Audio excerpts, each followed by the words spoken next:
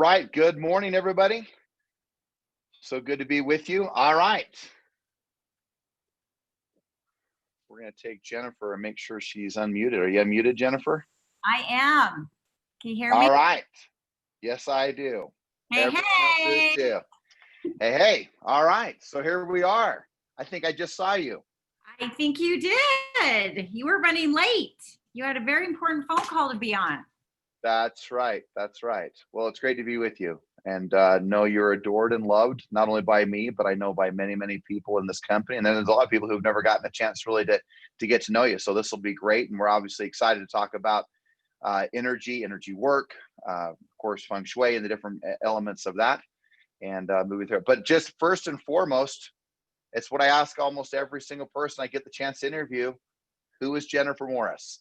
Oh my gosh. Well, actually, Jennifer Morris, there's a lot of emotions in Jennifer Morris in different aspects of her. But the one thing I've loved most about feng shui is the fact that I've gotten to know who I am. You know, there's a portion, and we'll talk about this, further on in the conversation, I'm sure, about the 4-pillar chart. And that basically tells you your energy that you were born into and who you are and one of the elements that you are. And just by learning more about that, I've been able to learn more about who I am and understand myself. And, I've been living in a different energy for all of these years, which is more energy, which is good because that's all about nurturing and stability. But in that whole process, I, in a sense, lost myself of who I am. So I feel like on this journey of this knowledge that I've gained, I've been able to figure out who I really am now, and I'm living more in that energy, but still living in the nurturing aspect as well. I mean, we have a large family and love to take care of everyone. So it's been really fun. It's been really fun. That's great. And we have I just so you and I met at Wasatch Junior High. You came up and asked me if I was going to the school dance. I just want to make sure I'm clear on this. Only because you were the only person in the hallway, and I felt sorry for you. And my little yin fire was coming out, going, "I need to make this person feel good about themselves and include." I may have been a little nerdy. I was carrying around my briefcase, if you might remember. Yep. But I felt pretty important because you actually paid attention to me in junior high, and then we'd always see each other. But I remember we never necessarily hung out. But 27 years later and 5 kids, here we are, and now we're talking about feng shui, which is awesome. That's right. I know, it's exciting. Look at our journey. Never did I ever guess this. Our best is yet to come. All right, here we go. So the good news is, guys, is that I have not crafted almost anything I'm going to talk about. So of course, my wife, before I came out, she goes, "These are the questions you shall ask me." So these are the questions that we shall ask her, ladies and gentlemen. That's right. So, but first and foremost, on a serious note, one of the things we can all recognize is we talk about this energy, right? We talk about the flow of energy. We talk about living in the light. Tony Robbins will talk about a beautiful state. And we talk about this flow of energy, and you can feel that when you walk into a building. You can feel it when you walk and spend time with an individual. You can see it in different social settings, in different environments. Everywhere we go, there's this flow within this great and beautiful universe that we live in called energy.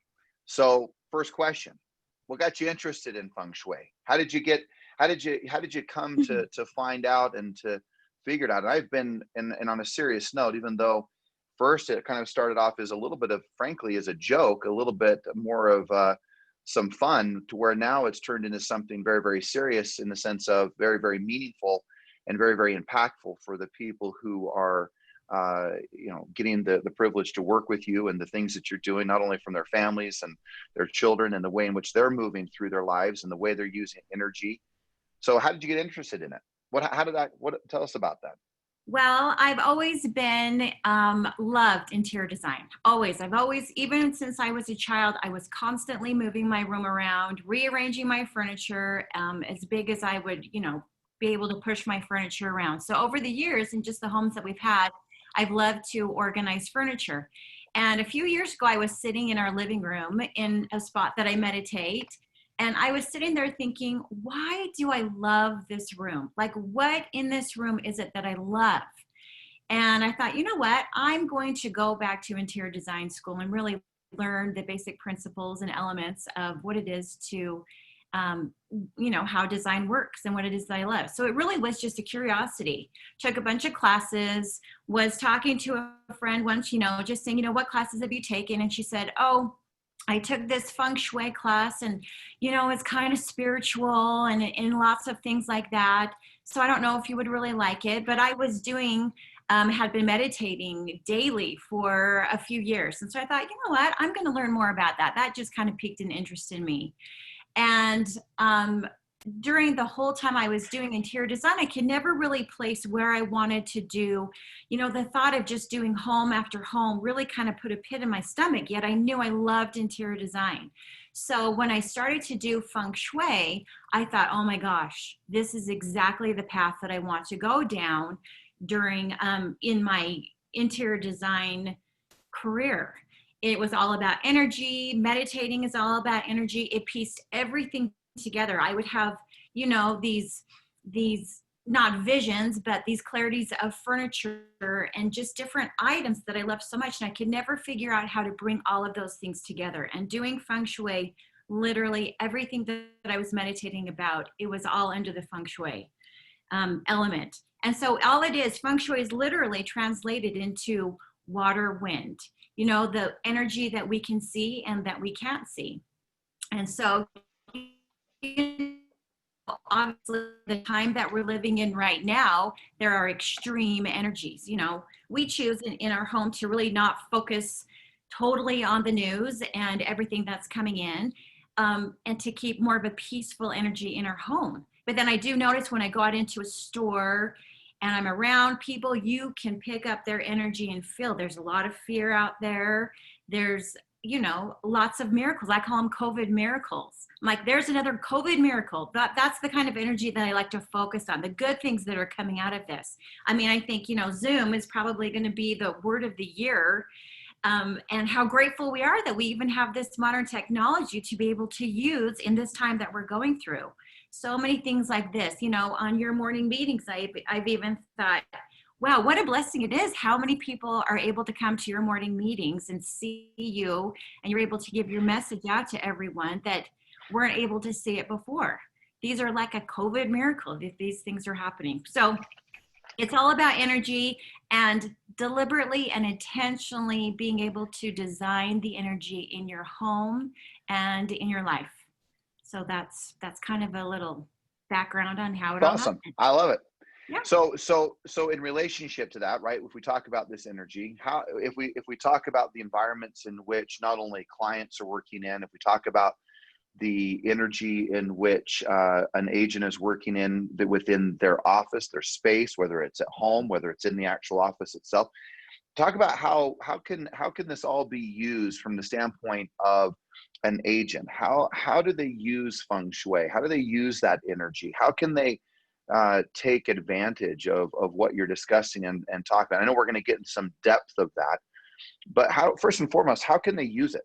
Because a lot of people will say, oh, well, feng shui, what does that really mean? What, rearrange some furniture and call it good?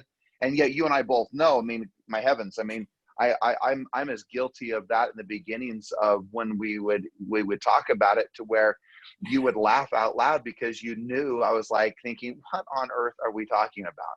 Right. And yet the fact is that how impactful it's been, not only to our home front, but to friends and other individuals that that have hired you to work through this energy process, has been pretty amazing. I mean, people are really in awe and shock as to understanding how really their children are functioning, understanding how to approach people from a client to a family member. So but specifically for real estate, how are they going to use this from a standpoint of real estate? Well, I think the first question that you need to look at is everything is energy. You need to be able to even come as an observer. The clients, we talk about the things, figuring out what personalities are they, and amiable, are they expressive? I think even coming in and observing what's the energy in the home. What is the energy in this client? And then second of all, what is your energy that you're bringing? Really, like, how are you showing up? Are you showing up as a light? Are you showing up as being helpful? Are you showing up as adding value to your clients? How can you help them to be able, because, you know, generally a person's home, whether they're buying or selling, it's one of their largest assets, unless they own their own business or something that's larger than that. So it's their most important thing. I mean, I don't need to tell any of you agents that already. You already know that.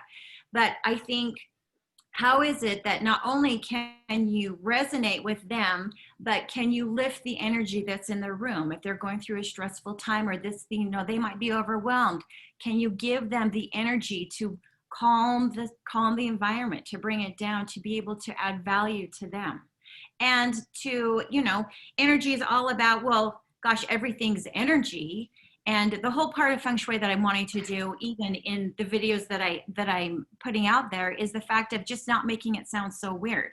I mean, if I were to tell you, you know, this year the fifth star is in the northwestern section, that might kind of freak you out. I mean, it kind of freaks me out.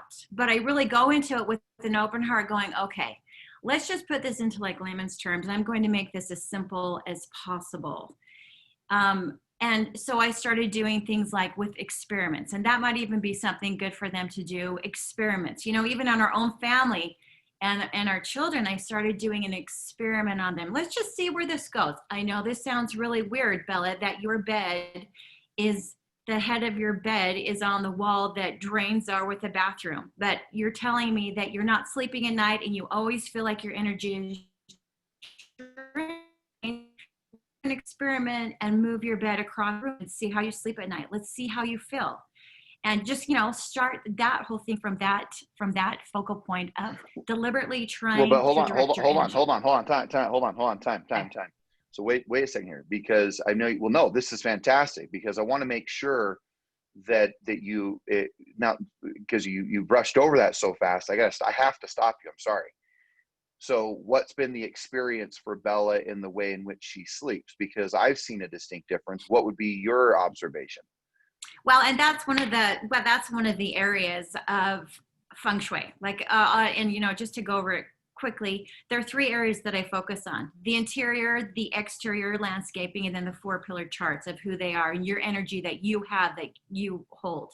So with Bella, you know, in her chart that I did, she was a couple of things. She's very low in water. You know, you work with the 5 elements: fire, earth, metal, water, wood. She's very low in water. So I said, you know what? We're going to change your room. We're going to do it a nice gray blue, just to bring that water element. The color blue is a water element. Painted her room blue, changed her bed around. You know, since she has done that, since we have moved her bed, I've never heard her once complain about feeling tired and drained. I'm always asking her, how did you sleep last night? Mom, I slept really good. She never talks about it. You know, doing these little experiments in her home is the fun part about it. So go to speak to our son, Ethan, who, in fact, I just had Stephanie, our assistant, right, she asked me yesterday, how's Ethan doing? And I said, right, it's amazing. Right. Share the story of Ethan, and just the heaviness that you would see in his energy. And, you know, you and I would often talk and of concern about him and his energy. Mm-hmm. Right. This is one of probably my favorite part of feng shui that I've learned, these charts and being able to read people's energies, because we're all born into a certain energy. And with Ethan, actually, that's the part that I really deliberately was excited about and wanted to master, because he was the one I wanted to reach. Out of all of our children, he was the one that I was most concerned about, of making a connection with him. He was very withdrawn. He didn't talk much. He would not be involved in family activities. He would stay in his room a lot. He was really just not Wouldn't hardly play sports. I would say we have what was that? I said hardly play sports. Hardly right? I mean, he play sports, would not even get involved, would not push himself. You know, and we have a pretty dynamic, intense family. You really have to fight for your spot sometimes, and he would just more sit in the background and not be involved. So when I did his chart was actually the first one that I did, and I really talked through it with my teacher, wanting to understand him and wanting to learn. And she said, well, look, He is so low in this area in water. He lacks purpose. He does not know what his purpose is. And he has a hard time communicating. And as you know, he had those problems when he was younger. He even spoke later because he couldn't hear and his communication was off. She said he needs water massively. And so I remember approaching him, and he was a no to everything. And I said, Bubba, would you mind doing an experiment with me? Would you mind if I get you your favorite water bottle, just drinking more water? And shockingly, he said, yeah. He goes, yeah, I'll do that. And I was like, even just the fact that he agreed to that was so shocking. And that was the only thing we did. I said, let's just try an experiment and see where it goes. Started drinking water. Every day I would be on it. I would get him water bottles. Have you drunk your water yet? Drink at least 3 water bottles a day. Yep.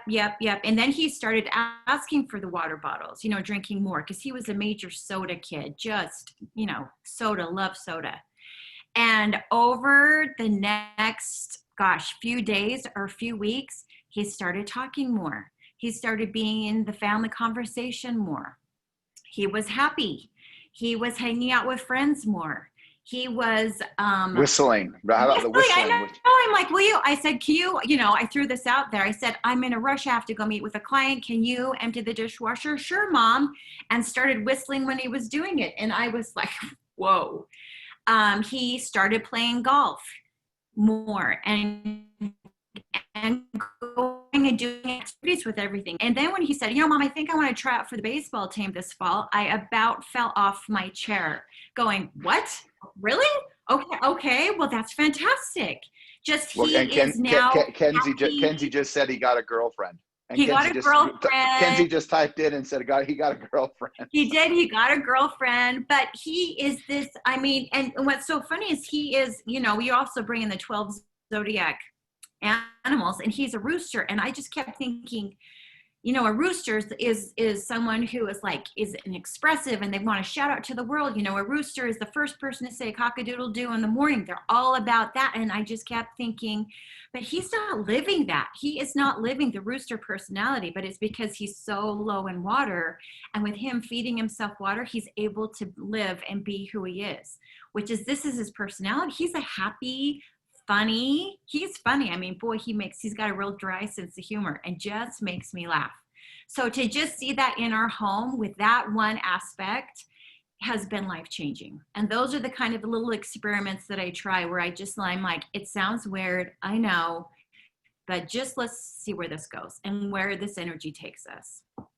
Yeah, so it's been really good. I've seen obviously, just speaking of this, I mean, we'll do this at the end here, but people could contact you and they could visit with you about how to go about doing that, from whether it be charting out themselves, charting out their family members, and working through that. Of course, you charge for that, and you guys can get into that later. But my point to that is that, I mean, such a life-defining difference of who he is. How many more times now he says yes versus no. And it is really fascinating. And the major single change was identifying his water intake, which again is the flow of energy, the flow of emotion. Flow of communication. It's like go with the flow. It truly is one of the aspects where it is so fulfilling for me to be able to help another family. I had another client who did it, and she was so worried about her daughter. She said, I have to have you do her chart.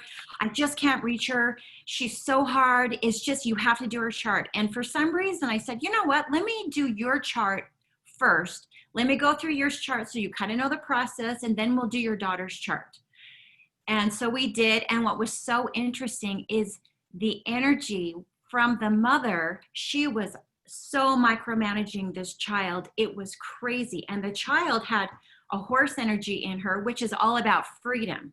You have to give this child freedom. And this mother was coming in and trying to micromanage every step that she did. And they were just butting heads like crazy. I said, you have to back off. You have to give her choices.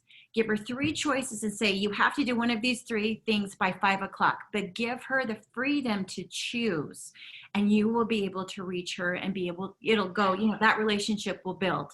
So just being able to do that in families and seeing that connection in charts, it literally will show the family connection when you do a parent and a child. It's so fun to see that. It's kind of like a little puzzle. You have to figure out where the pieces are placed and how to help them. So it's awesome. It's awesome. I love it. I love it. And there's people asking how they can get in contact with you, which we'll make sure that happens. And maybe when Russ is listening, maybe he can even type it up there and get your email up there. And if not, we'll send it out today we'll send it out with the thing to the company today, how to contact also, but we'll state it. But just go back to this real estate side of it. So how do they use feng shui specific for the environment in which they work in? And number 2, how do they use it from a standpoint of a client?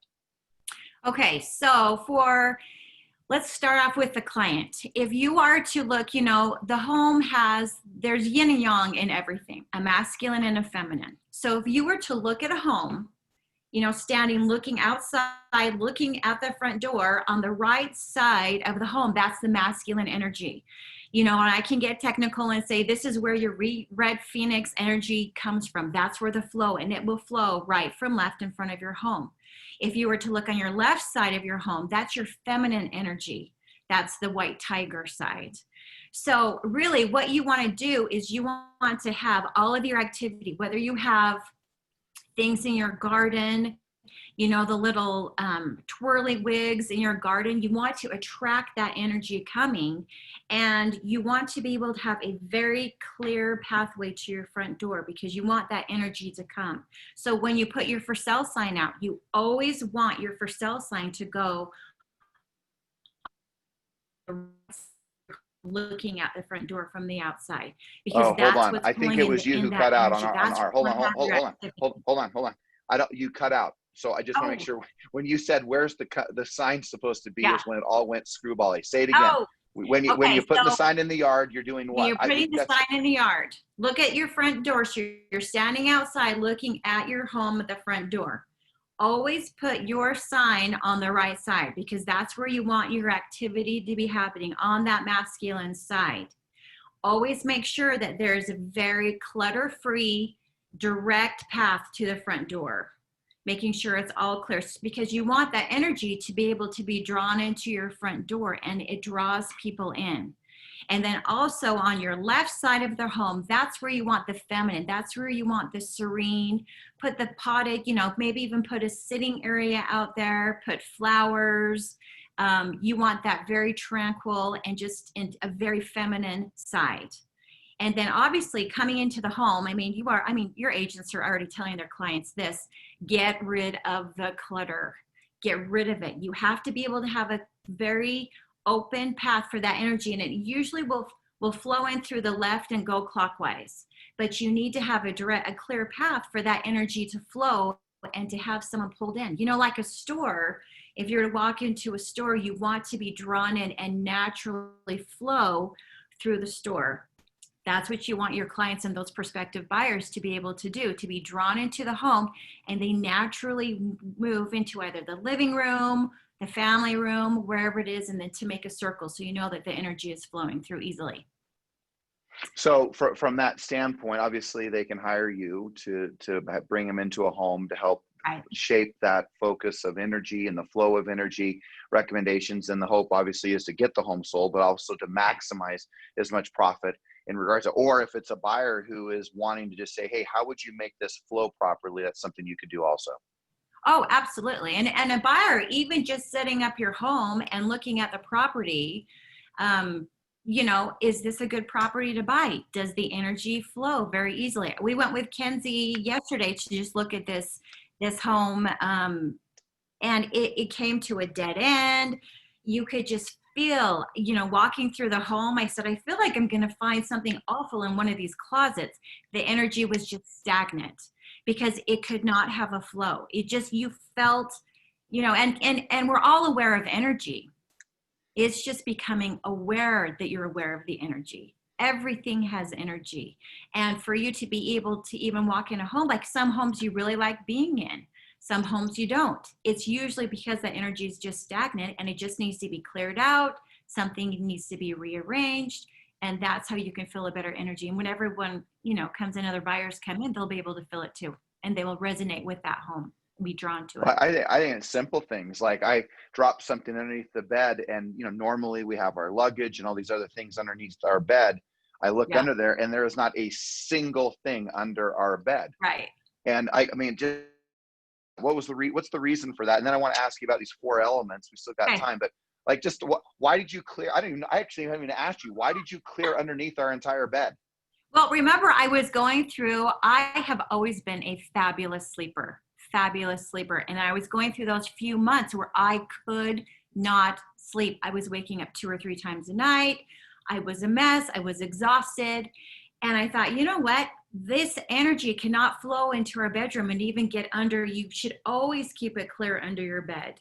And it just, and then to, even be worse, we have like a large canopy over the bed, and we would hang things, if you were to hang up a suit or something or some clothing. I mean, energy could not even flow in there. So I'm like, that's it. I'm clearing out what's underneath the bed. We cleared out anything that was hanging on top of the bed. I sleep like a baby again. I am like, I don't even think I move at night. And I know that has something to do with it, just the energy being able to flow. And it's just, changing the energy is just when you come into something and you're just like, you're able to just relax and feel. That's the kind of energy you want to create. It brings you peace. It brings you harmony in your body. You're not distracted by things, or that monkey mind always going off going, oh, I need to clean that up. I need to do that. Those things happen in our mind all the time. And until we clear it out, we don't realize how often that to be, that nagging in our brain, nag. Well, it's So like there's a like, another little experiment. What was that? I'm sorry. Sorry, there's a little bit of ping. I thought you were done, but just what I was going to say is that I always think when you've been saying this, that there's like, you have a favorite room, right? That Right. you like to sit in, or there's a favorite place you like to be in the yard. And there's reasons for that, because there's a flow of some type of energy. And to your point, some people are like, oh, this is kind of weird. Or, Right. when all of a sudden you're saying, yang metal, and that's your horse speaking, Right. or that's because you're a snake and all that, or Right. you're a pig, or you're a rooster, or, Yeah. all that stuff, like, in our modern world, that kind of freaks people out. Some people are Right. totally open Oh, to it. for sure. But to your point, I mean, the basic tenet you're saying is, look, let the energy flow in your life. The Right. good energy, right? The positive energy, the light, the love. Absolutely. And what's so crazy, and it amazes me every time I do a chart, it is dead on with that person's personality. Everyone in our family, scary, actually. it's scary. It is freaky how dead on it is. And it sounds weird. And I am the first person to say, and even when my teacher says some things, I'm kind of like, okay, I just need to like sit with that for a second, because that sounds so crazy to me. But everything has been dead on. It's so you said the other night we were out in the backyard and we got a new fire, some chairs and a little fire pit, and we were sitting out there, and you turned to me and you said, why do I feel so relaxed sitting by this fire? And I said, because you're low in fire and this balances you out. And you're kind of like, I mean, that does freak people out, but truly, one of your favorite things to do is be in the desert, sitting in a fire. You love the twilight, the dusk, and you're low in earth and fire. Those things just bring that calm, that serenity, that harmony into you. It's just not going to like move mountains, but it just, for me, it makes me feel empowered and like I can find your center. You find your center. Exactly. That's what the whole flow of this energy is in the 5 elements, and balancing it out. That's cool. So I know you asked permission to say some stuff, which I'm fine, whatever you want to say on my chart. And then we've got just a few minutes, but the pillar, and then just, you asked me to ask, what is the one thing that someone can do today in feng shui energy? What's something they can do right now, as we got just a few minutes now, in their home, or let's even add that to their work environment. What's one thing that they could do that could elevate the flow of energy, the way they feel, the way their experiences, to your point, their serenity, their peace, they're calm, what would be something they could do? Well, in their home specifically, because, you know, that's our, I believe everyone has the right to come home to a beautiful refuge. And we want to make our home that beautiful, peaceful, loving refuge. So if you want to do an experiment, this is what I challenge you to do. Figure out, whether you draw it out on paper, walk out your home, figure out where the center of your home is. Ours is directly where our kitchen is and our kitchen sink. Take a 10-foot radius around that area and declutter it. Organize it to a T. Get rid of anything you don't use and just make sure it's organized. Sometimes, usually there's a stairway right there. Make sure that everything, if there's a closet under that stairway, it is completely organized. You will feel a shift in energy when you come to that place in your home and it's decluttered and organized. It's the craziest thing. And Well, then that speaks to the fact of, I mean, look, you won't even go to bed if there's a dish in the sink. I mean, I'm like, come on, let's go to bed. And you're like, no, I gotta, like, that 10, I didn't even know that 10-foot yeah. radius you make sure is pristine, even in our own home, which is, I didn't even know that. That's why you were doing that. That's fascinating. Right. Yeah. Clear it out underneath the sink. I took down all the magnets off of the fridge. It was just too distracting, and it just feels crisp, clean. It's just, you know, and it's totally clean and organized. You walk in and I can feel an energy just hit me and go, oh, I feel good in here. Like, I really like this room now. It's just clean. So even in an office, I mean, we could even do what we call a compass, and I can tell you exactly where to put different things in an office and map it out. But that would be my number one thing. Get organized, get decluttered, don't have piles of paper on your desk, get as organized as you possibly can. Bring in, and then also, if I were to do your charts, I can also tell you what colors to bring into your life. And that will balance you out and make you feel, you know, like my office, I'm low in wood, which are green and purples. And I thought, okay, how can I bring these colors into my office? But I'm also low in fire. So, you know, I burn candles in there. I bring in salt lamps. I have a diffuser in there. I deliberately bring these elements in there. And then when I do, I'm able to concentrate, I'm able to focus, and I can get my work done efficiently. And I have that clear mindset that I can just get to work and get it done.